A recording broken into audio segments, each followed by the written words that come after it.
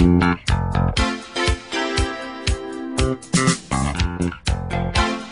now, Cincy Jungle proudly presents Sorry If I Spit When I Speak, hosted by Daddy-O McDuck and Dr. Hoji, the Electric Smoji. Ole, ole, ole, ole, ole, ole, ole, ole. Feeling hot, hot, hot. Hello there, boys and girls. Welcome to another episode of Sorry If I Spit When I Speak. In today's episode, we want to ask if head coach Marvin Lewis is in the hot seat. Marvin Lewis has transformed the Cincinnati franchise. The Bengals had gone 55 and 149 with Mike Brown as the owner when Lewis arrived. He is 196 and 2 in his tenure as coach with 6 playoff appearances, including 4 in the last 4 years in the league's toughest division. Despite this incredible turnaround, a lot of Bengals fans and NFL fans in general want to see him replaced. So, Hoji, do you think this will be his last year in Cincinnati? Absolutely. And why is that? What is it about Lewis that people think is holding the Bengals back? He's just too nice, Daddy. It's as simple as that. I'll admit that the man knows football, and his players love him, but they love him a little too much, if you ask me. If you want to win a sport where people are hitting each other, slamming each other, you'd better be mean. Lewis is always smiling in interviews. He looks like the guy from those oatmeal commercials. What was his name? The guy from Crosby, Stills and Nash, that guy. Okay, you're confusing a couple of guys. So I think there is Wilfred Brimley, who's the oatmeal guy, but I think you're probably thinking of David Crosby from Crosby, Stills and Nash. Yeah, the walrus-looking guy. Exactly. What's up with all that smiling? Bill Belichick is about as charming as the Spanish iron boot. He isn't going to win Miss Congeniality anytime soon, but he will win you a Super Bowl or 4. Remember Bill Parcells, Belichick's mentor? That guy didn't care about hurting his players' feelings. Nope. And that's why they took him seriously. Same with another former assistant of Parcells, Tim Coughlin, who actually beat Belichick in the Super Bowl twice.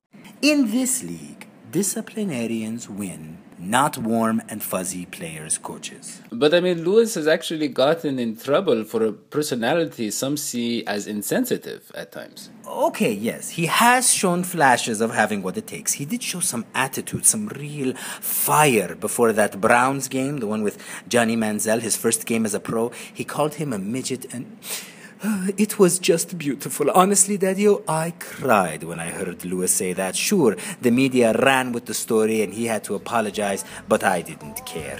I said to myself, this is finally it. He gets it. We're going to win it all. The Bengals proceeded to absolutely crush the Browns and basically end Manziel's career before it started. And you could see the influence of Lewis, of the coach, on the Bengals players. Just like Lewis, they were mocking the little prince of Munchkin land using the money sign.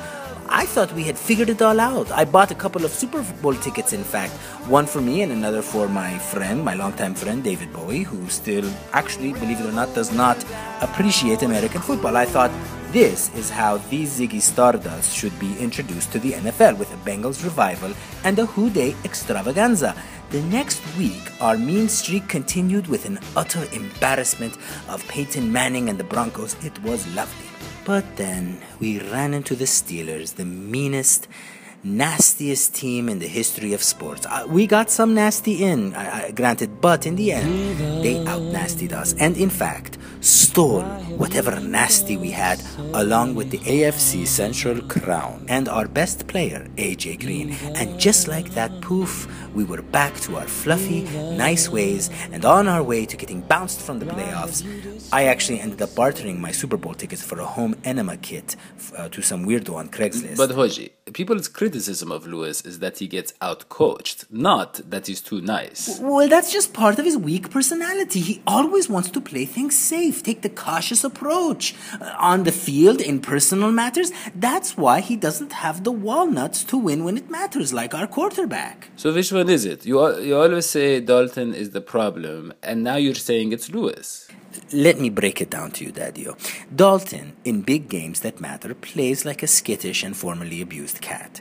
But our whole team plays worse. That's because of Lewis and his poor game planning. Primetime games and playoff games are different than playing on a Sunday afternoon. You gotta bring it in, man. You gotta bring it in, or you'll never win the ring, the bling bling, know what I mean? And speaking of bling bling, boys and girls, Area Products has produced a special line of pet jewelry, including a dog necklace that, quote, adds Victorian charm and a cascade of colors to highlight the look of any well-groomed pet.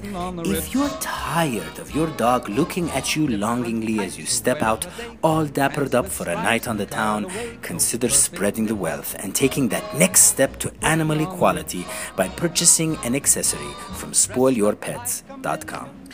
Now back to your comment about poor game planning in big games. Here's the thing, Hoji. Game planning isn't all on the coach. Let me ask you this. You loved Mike Zimmer and wish he had become head coach, right? Yes? And people praise Zimmer when he was here as a defensive genius, which he was. But in our playoff games with Zimmer, all losses... Look at this, Hoji, look at this. We gave up 31 points to T.J. Yates in the 2012 playoff game against the Texans. In 2013 playoffs, also against the Texans, we let Arian Foster slice and dice through our defense for 140 yards on the ground. And then, in Zimmer's final game with the team, a 27-10 loss at home to the Chargers, we gave up 196 yards and 2 touchdowns to guys like Ronnie Brown and Danny Woodhead. How is this all on Lewis?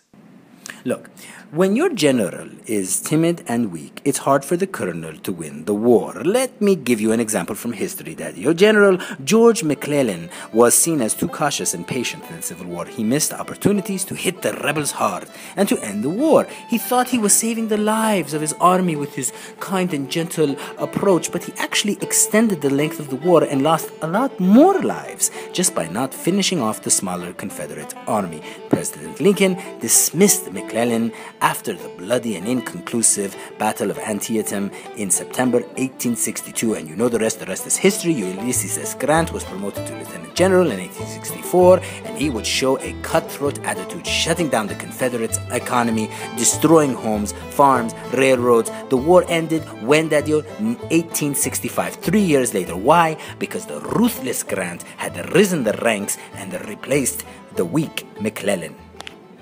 So I don't get it. Who's the Ulysses S. Grant on the Bengals? Who do you want us to promote to head coach? Hugh Jackson? Look, I love Hugh Jackman, and those retractable, genetically mutated claws are fierce and all. I love that. But sadly, Daddy, I've learned that is only a role that he plays. Okay, again, it's Hugh Jackson. Right, that's what I said. Hugh Jackman. Anyways, Jackson didn't really show us any reason to believe he'll be a championship caliber coach during his tenure in Oakland. And Vance Joseph, a guy who has been mentioned as a rising star, and the guy Marvin Lewis acknowledged could take over his role as early as next year, he's even more unproven. He's the secondary coach. No, Daddy. I'm gonna go back to a time when you were thinking outside the box. You might remember, you had just seen Marvel's Guardians of the Galaxy in the movie theater. It changed your perspective. I remember distinctly that you had this urge to try new things. You were even willing to try a tofu milkshake at Amy's drive-thru, the first vegetarian drive-thru in the world. Yeah, I threw up a lot after that. Exactly. You threw up your old sycophantic Bengals yes-man ways, and you wrote a brilliant article arguing that Bill Parcells should be brought into Bengals management. You were running up and down the Cincy Jungle newsroom hallway screaming, "Parcells, you will be the guardian of our Bengals galaxy." You remember that? You were screaming it. I think I was trying to sweat out the tofu. No, Daddy. You were making more sense than ever. You said that Parcells took the New York Giants, a team of losers who had only one winning season in 10 years, and made them Super Bowl champions in 3 years, in 1986.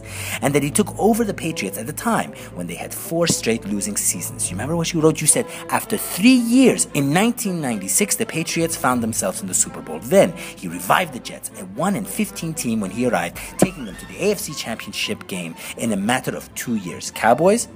Pretty much the same thing. And of course, we all remember the Dolphins. They were 1-15 in 2007. Their only consolation was an egg salad in their cafeteria that was supposed to be the best in all of Florida. I mean, that's disgusting.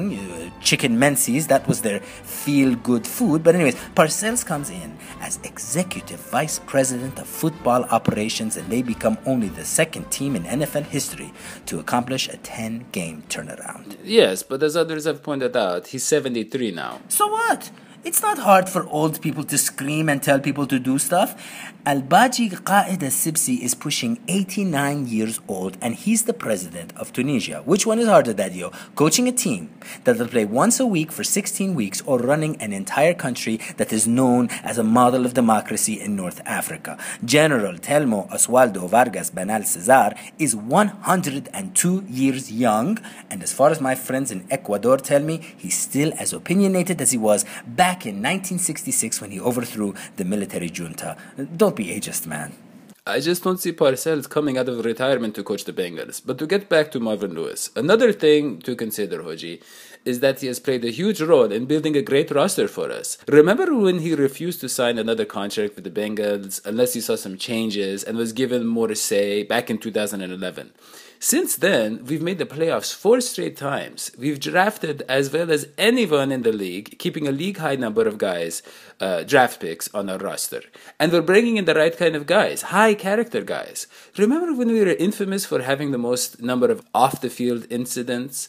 Now we have guys like Giovanni Bernard and Andy Dalton, great people. Remember, Mike Brown was against drafting both of those guys. Yeah, I'm so glad we took Dalton over Colin Kaepernick, the guy Mike Brown really wanted. That's sarcasm, by the way. And don't forget, Mike Brown didn't want to give Dalton all that money, but Lewis insisted upon it. Okay, yes, in general, we have had great draft picks in recent years, but I think you're giving Marvin Lewis a little too much credit, Daddy. We all know our brilliant head of personnel, Duke Tobin, is the brains behind these draft picks. I don't know about that. I mean, Duke has done a great job supplying Marvin Lewis with information and scouting reports, but it's Lewis's vision and football approach, and Mike Brown trusts him. That's a big deal. We know it's been hard getting Brown to let others make decisions, but he and Lewis have a special relationship. You know what? That's fine. Keep Marvin Lewis in the front office. I am fine with that. In fact, he sounds like he wants that himself. What with the talk of Vance Joseph taking his spot, and then more recently when he said that he wants to win a Super Bowl, hand the trophy to Mike Brown and ride off together in the sunset, like that's happening. So if, and I cannot emphasize enough the word if Duke can make the football decisions, and we also have a real maverick, a rough and tough kind of cowboy guy at the helm, a Ulysses S. Grant, if you will. If all this, then I think we'll have a chance in 2016. Well, OJ, I think this is the year Lewis redeems himself. His years of building a quality franchise, both in terms of building the roster and teaching football, will finally pay off in 2015 with our guys getting healthy and maturing and advancing in the playoffs. That's just great. That's just great that you just keep hoping and waiting and hoping as you've done since 1989.